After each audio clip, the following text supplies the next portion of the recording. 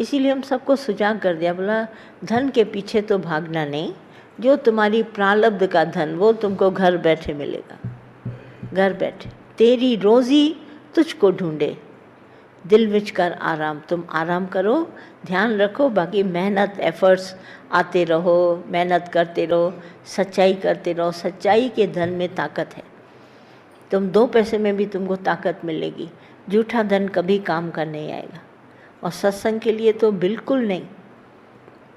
और धनवान सब आश्रम ठिकाने बना के, चलो हम अपना मिल जाते हैं, हम तुम्हारे से ज्वाइन कर लेंगे, हम ऐसा कर लेंगे। सिर्फ भीड़ बढ़ानी और आश्रम ठिकाने बढ़ाने से कभी ज्ञान नहीं बढ़ेगा, ज्ञान ज़ीरो होता जाएगा। ये ज्ञान तो ऐसे है, मुट्ठी भर आप लेके अपने जीवन में लगा लें, अपने घरों को बैठ के एक एक घर स्वर्ग बन जाए। हम भगवान की नज़र से सबको देखें, हमारे बाल बच्चे जो भी हमारे पास 4 जने। कभी दादा बोलते थे चैरिटी बिगिंस एट होम, आपके घर से वो बात शुरू होगी। आप बाहर से जाके चैरिटी नहीं, दया धर्म कर सकते हैं, आप घर से करिए। 2-4 पैसा अगर आपकी वाइफ मांगती है, बच्चे मांगते हैं, तो उसको कंजूसी आज नहीं कल देंगे, निटा जाते हैं, टाल जाते हैं उसको। और बाहर जाके देते हैं, क्या फ़ायदा। बाहर चाहिए नेम फेम, आपको बड़ा नाम चाहिए बाहर, तो धन बाहर इस्तेमाल करने से आपको कभी मन की शांति नहीं मिलेगी। तो हमारे को तो रियलिटी बताई। 4 रोटियां घर में कोई बनाने को बोलेगा, बर्तन धोने को बोलेगा, तो आंखों में आंसू आ जाएंगे। और घर की सेवा नहीं कर सकते, बाहर की सेवा करने से क्या फ़ायदा। दुनिया नाम देगा, नाम में इनाम तुमको रखा है। हम लोग अपना मन नहीं सुधारा, बाकी क्या सुधारा। ये हमारी यूनिवर्सिटी ऐसी है, ज्ञान लेके दादा का आपको कोई भी प्रश्न है, 1 बार नहीं 100 बार पूछे, लेके पहले अपना जीवन बनाइए। आपका जीवन दूसरे के ऊपर रिफ्लेक्ट प्रभाव डालेगा, और वो आपसे खुद ब खुद पूछेंगे आप कहाँ से आ रहे हैं, कौन सा गुरु है, कैसे ज्ञान लगा। आपको पड़ोस में खुद ब खुद चलेगा ये।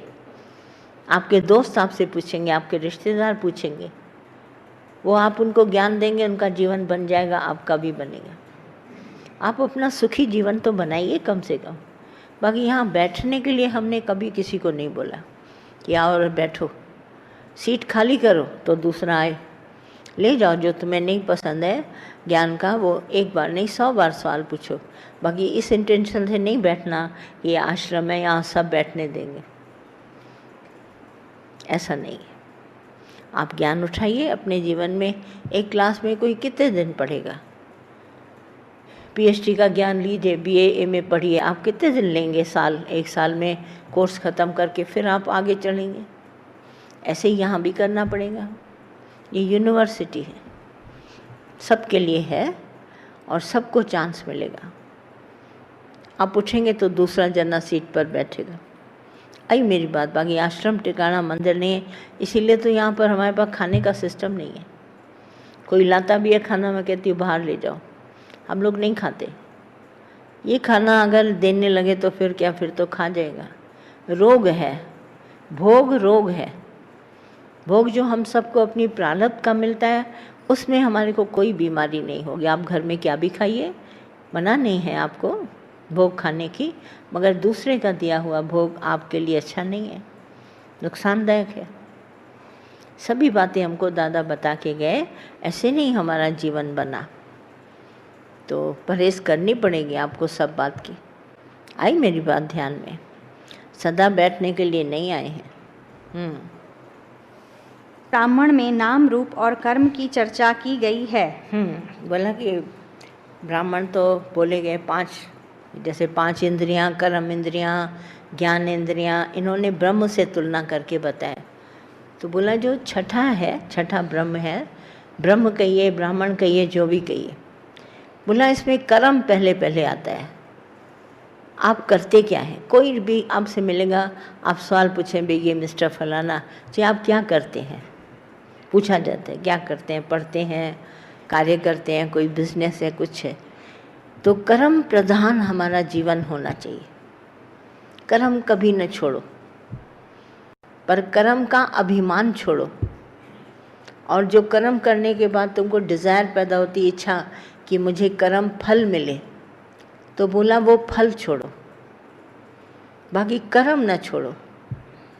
प्रकृति से जब तक तुम्हारा शरीर की प्रकृति से कार्य होता है तब तक कार्य करो।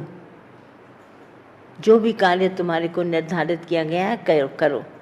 कर्म नहीं छोड़ना। कितने लोग कर्म छोड़कर सन्यासी बनना चाहते हैं। दादा ने कहा सन्यास कोई धर्म ही नहीं है, कोई धर्म नहीं। अर्जुन को भी भगवान श्री कृष्ण ने बताया कि सन्यास कोई धर्म नहीं है, तुमने ये धर्म खुद बनाया है। बोला कर्म को छोड़ा माना आलसी बन गया। जब तक तुम्हारे शरीर से कर्म होता है आप कर्मों को करिए, पर कर्तापना नहीं और वापसी में इच्छा नहीं, और कर्म करते चलिए। पुरुषार्थी बनेंगे। भगवान ने कैसे अर्जुन को बोला, अर्जुन तुम पुरुषार्थी है, पुरुषार्थ करो। तो पुरुषार्थ का अर्थ उन्होंने बताया, पुरुष परमात्मा के लिए मैं जो कुछ करता हूँ अर्पयामि त्वम, भगवान मैं तुमको अर्पण करता हूँ। ये कर्म मेरा सारा तुमको अर्पण है, पर मैं तुमसे फल की इच्छा नहीं करता। कभी नहीं चाहता कि मैं तुमसे, मैंने ये कर्म किया तो तुम मुझे फल की इच्छा दो। तो ऐसे प्रसाद भी चढ़ाते हैं तो फल की इच्छा से, तो बोला वो भी बेकार है। हाँ, तो छठा ब्राह्मण इन्होंने बोला हर प्राणी को कर्म प्रधान होना चाहिए। जब तक शरीर की काया है और इसमें कर्म हो रहा है तो कर्म होने दीजिए, कर्म छोड़िए नहीं। प्रथम ब्राह्मण। इस ब्राह्मण में प्रकृति के विराट रूप की तुलना अश्वमेध यज्ञ के घोड़े से की गई है। बोलता है प्रथम ब्राह्मण जो है, छठा वाला बोला कर्म से, प्रथम ब्राह्मण जो है इसकी तुलना करी है यज्ञ वाले घोड़े से। तो आप अंदर में सोचिए यज्ञ का घोड़ा क्या होता है। अश्वमेध यज्ञ का घोड़ा छोड़ा जाता है संसार में, जो इसको पकड़ लेता है तो उसकी पकड़ने की लिखा रहता है अश्वमेध यज्ञ है, फलाने राजा ने घोड़ा छोड़ा है और जो इसको पकड़ेगा उसको युद्ध करना पड़ेगा। तो उस घोड़े के लिए हम लोग अपने में कैपेसिटी देखते हैं कि मैं अगर इस राजा का घोड़ा पकड़ता हूँ तो क्या मैं इससे लड़ाई में जीत पाऊँगा, मैं कर सकूँगा इससे युद्ध, नहीं तो छूते भी नहीं उस घोड़े को। तो ये जो घोड़ा है बड़ा स्ट्रांग है।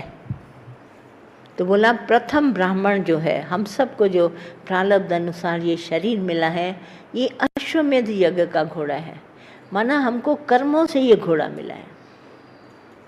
अगर हम ऐसे कर्म नहीं करते तो हमको ऐसा घोड़ा स्ट्रांग न मिलता।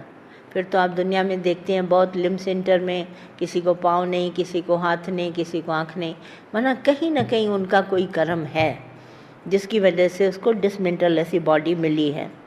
और आपको अगर परफेक्शन है अपनी बॉडी का, अंदर बाहर सब आर्गन आपके फिट हैं, तो आप अश्वमेध यज्ञ के घोड़े हैं। आप जीतिए इस घोड़े में। जो भी आपका मन बैठा है वो आपको पकड़ लेगा। मन ने पकड़ लिया है शरीर को, मन कहता है मेरी मर्जी से चलो। जब तक देखो मन ने ऐसा पकड़ा इस शरीर को, मैं कहूँ उठो तो उठो, बैठो तो बैठो, आलस से इसमें मन ने भरी है। ख्यालों में, हमारे ख्यालों में आलस, मैं उठ नहीं सकता, मैं बैठ नहीं सकता, हाय मुझे दर्द होता है, हाय मुझे ऐसा होता है, ये आलस से इसमें भरा हुआ है। तो इस अश्वमेध यज्ञ के घोड़े को पकड़ा है हमारे मन ने, बेईमान मन। वो उठने बैठने नहीं देगा। तुम क्यों करते हो काम, बैठे रहो, पैसे से ले लेना, उसे ले लेना, उसे ले ले, ये करेगा नहीं। तो इस घोड़े से, इस तन से मन को जीतो। ये मन ने हमारा तन खा लिया है पूरा का पूरा। मैं ये काम नहीं कर रहा, जो काम पैसे से हो सके पैसे से करो। तो मनी को यूज़ कर रहे हैं अपनी मन की इच्छाओं के लिए, तो उतना ही तन कमज़ोर होता जाएगा। आप तन को ऐश करा के आइए बाहर से धन खर्च के, ये तन उतना ही कमज़ोर हो जाएगा। बोला आज तो साहब ने खिला दिया, कल भी खिला देगा, कमज़ोर हो गया शरीर। इस ख्याल को, इस तन से इतना अश्वमेध यज्ञ का घोड़ा होशियार है कि इसे जीतो। मुझे आवश्यकता नहीं है, मुझे इस भोग की आवश्यकता नहीं है, लिहाजा मैं ये भोग नहीं खाऊंगा। मुझे इधर घूमने की आवश्यकता नहीं है, मैं नहीं जाऊंगा। मैं बेकार के लिए धन को इस्तेमाल नहीं करूंगा। मन की आज एक इच्छा पूरी करूंगा धन लेकर, वो मेरे ऊपर कर्जा हो जाएगा। मैं जितना भी इसको इस्तेमाल करूंगा